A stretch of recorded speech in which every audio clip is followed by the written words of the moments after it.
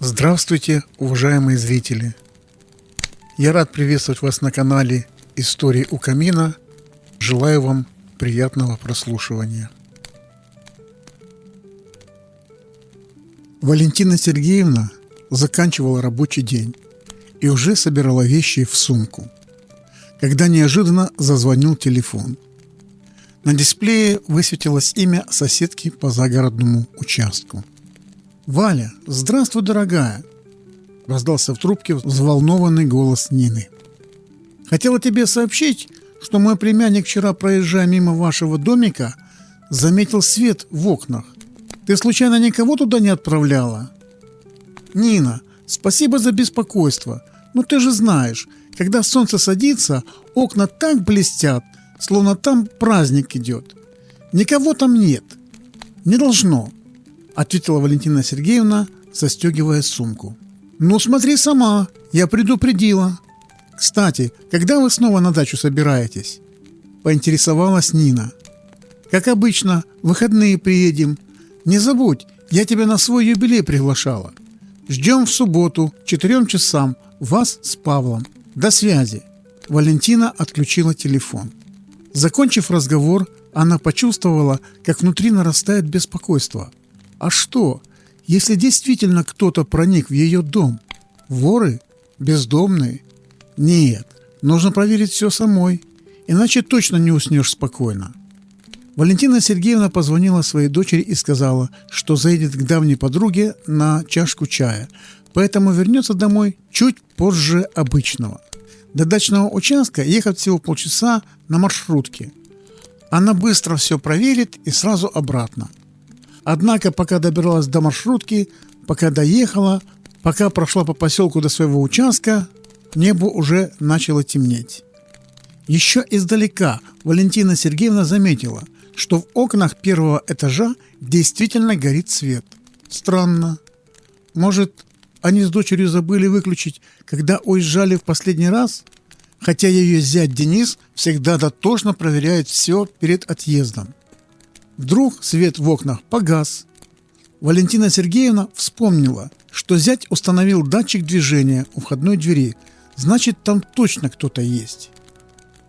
От негодования она ускорила шаг. Кто посмел хозяйничать в ее доме?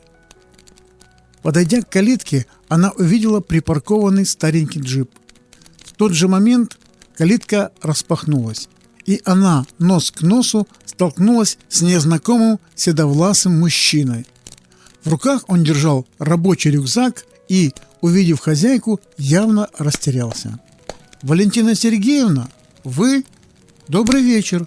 Сразу объясню, я не вор и не злоумышленник. Денис, ваш зять, с дочкой хотели сделать вам сюрприз к юбилею и попросили меня помочь».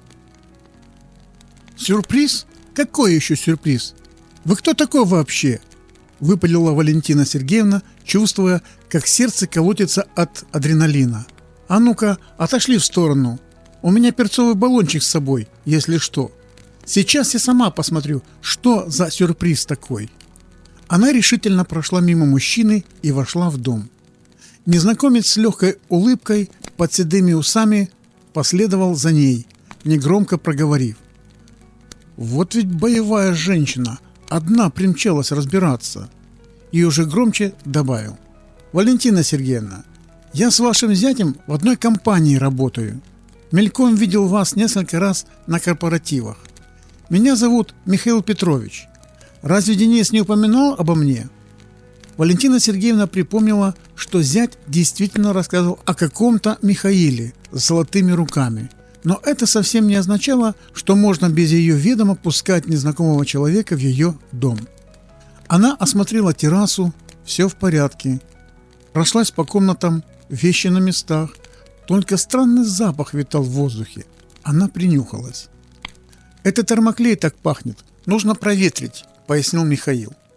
«Денис попросил заняться вашей каминной печью. Говорит, теща любит зимой на дачу выбираться. А камин совсем старый стал, греет слабо. Вот бы, говорит, его отреставрировать и термоплиткой под натуральный камень обложить. Я как-то обмолвился ему, что в молодости был профессиональным печником. Люблю это дело. Ведь хорошая печь, как сердце дома.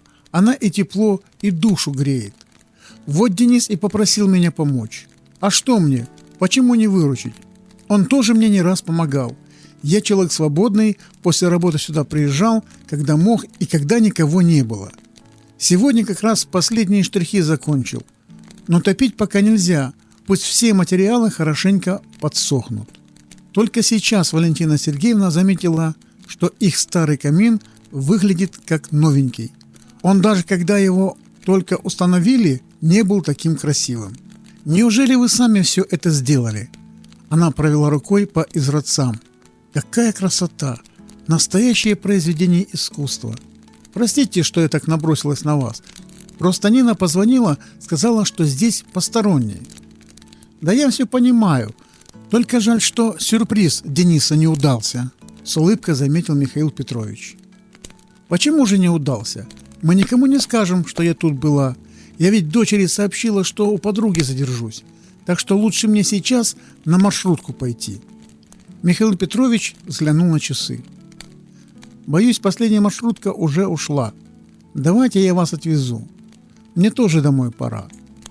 Но, может, сначала чаю выпьем с бутербродами? У меня с собой термос и еда. Я всегда после работы перекусываю». Он поймал ее взгляд и улыбнулся открытой, располагающей улыбкой. «Я здесь с обеда без перерыва работаю. Думал поужинать тут, а потом домой. Дома-то у меня все равно холодильник пустой, а бутерброды с домашней ветчиной пальчики оближешь». Валентине Сергеевне вдруг тоже захотелось чего-нибудь горячего и вкусного. Она со вчерашнего дня толком не ела. «А давайте, раз уж маршрутка ушла, сейчас чайник поставлю». «Не беспокойтесь, у меня в термосе отличный чай с шиповником и мятой». Михаил Петрович достал из рюкзака термос и развернул сверток с бутербродами. «Угощайтесь, дорогая хозяюшка». Давно Валентина Сергеевна не ужинала в такой приятной компании. Да еще так вкусно.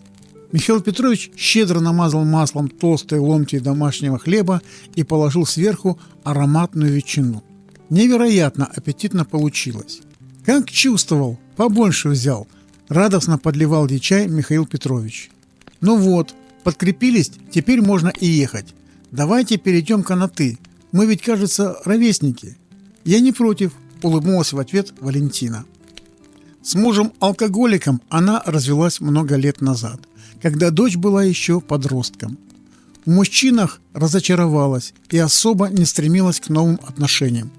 А сейчас вдруг почувствовала себя совсем иначе. Домой они ехали, непринужденно беседуя о музыке, книгах и путешествиях. И Валентине казалось, что она знает этого Михаила уже много лет. «Вот и ваш дом», — Михаил с явным сожалением посмотрел на нее. «Валя, мне так не хочется с тобой расставаться. Может, мы завтра встретимся после работы?» Валентина сначала хотела отказаться. Ее жизнь давно текла по привычному, годами установленному графику.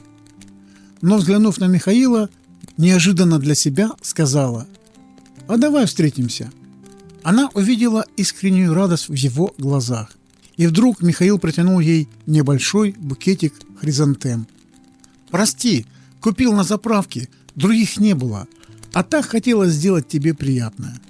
Валентине стало так легко и радостно, словно она помолодела лет на 20. Она растрогалась до глубины души. На следующий вечер они встретились, погуляли в осеннем парке, посидели в уютном кафе, но от своей семьи Валентина Сергеевна это знакомство скрыла. Не хотела портить детям их сюрприз, да и как-то неловко в ее возрасте признаваться, что ходит на свидание. «Миша, у меня в этот выходной юбилей, и я очень хочу пригласить тебя в гости, но даже не представляю, как это объяснить детям».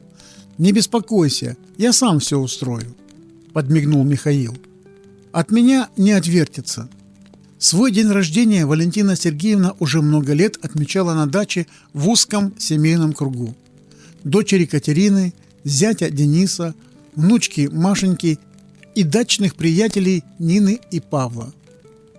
Но в этот раз, когда Валентина Сергеевна с родными подъехали к дачному участку, У их калитки уже стоял знакомый ей джип. Она сделала удивительное лицо и спросила у зятя: «Чья это машина прямо у наших ворот?» «А это часть сюрприза». Денис выскочил из машины, а из джипа уже выходил Михаил с большой коробкой в руках. «Познакомьтесь, это мой коллега и друг Михаил Петрович. Я вам о нем рассказывал. И так как сегодня обещают похолодание, он поможет нам опробовать кое-что очень важное». Зять радостно посмотрел на тещу. «Что опробовать?» Валентина Сергеевна сделала вид, что абсолютно ничего не понимает. «Сейчас сами все увидите». Денис торжественно отпер дверь дома, все вошли и замерли перед обновленным камином. Восхищалась Валентина Сергеевна совершенно искренне. Камин действительно преобразился до неузнаваемости. Михаил привез с собой специальные березовые дрова для первой растопки. Он аккуратно разжег огонь, и в доме быстро стало необыкновенно тепло и уютно. За праздничным столом Валентина и Михаил сели рядом и так увлеченно беседовали, что зять удивленно заметил: «Ну ты, Михаил Петрович, даешь. Так быстро нашел общий язык с моей строгой тещей. Оказывается, ты у нас настоящий дамский угодник, а я и не догадывался». «Ну да, у меня свои секреты есть. Только не каждая женщина так вдохновляет, чтобы я последними запасами еды с ней делился», – пошутил Михаил, а Валентина под столом незаметно наступила ему на ногу. Ведь они договорились пока молчать. Михаил понял намек и ловко перевел разговор на другую тему. Позже они вдвоем весело посмеялись над его оговоркой. Зять Денис по сей день уверен, что именно он познакомил тещу с будущим отчимом. И хотя в этом есть доля правды, реальность немного отличается от его представлений. Главное, что теперь на даче у Валентины хозяйничает не посторонний человек, а любимый муж. А она ведь даже не мечтала, что в ее возрасте, после стольких лет одиночества, возможны и настоящая любовь, и счастливый брак. И как же прекрасно теперь после долгой зимней прогулки греться у камина, слушая потрескивание дров и наслаждаясь каждым мгновением жизни. Как правильно она поступила, отправившись проведать, кто же хозяйничает на ее даче. Конечно, настоящий вор не стал бы зажигать свет так открыто по вечерам, так что опасности для нее не было. Но иначе не случилось бы того романтического вечера с чаем из термоса и домашними бутербродами, их милого секрета с Михаилом. Спасибо за просмотр. До новых встреч!